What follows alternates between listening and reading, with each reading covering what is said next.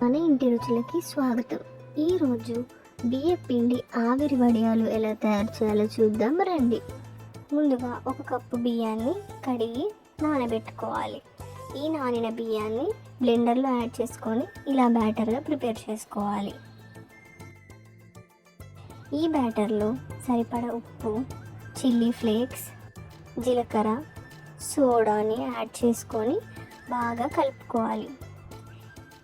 నేను చూపిస్తున్న ఈ టెక్స్చర్ ఉండాలి ఈ వడియాలకి. ఇప్పుడు ఒక బౌల్ చుట్టూ ఒక క్లాత్ని వేసి గట్టిగా కట్టుకోవాలి.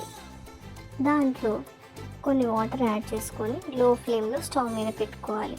వాటర్ కాస్త వేడయ్యాక వాటర్ చల్లుతూ ఈ బ్యాటర్ని పోస్తూ తిప్పుతూ ఉండాలి.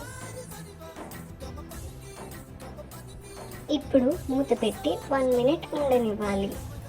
తర్వాత జాగ్రత్తగా తీసి పక్కన ఉంచుకుందాం.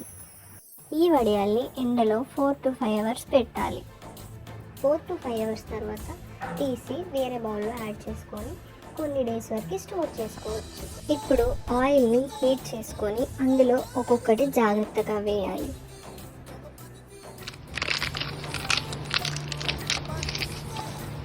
మనకి నచ్చిన మసాలా లేదా ఉప్పు కారాన్ని యాడ్ చేసుకొని ఈవినింగ్ స్నాక్స్గా ఎంజాయ్ చేయొచ్చు.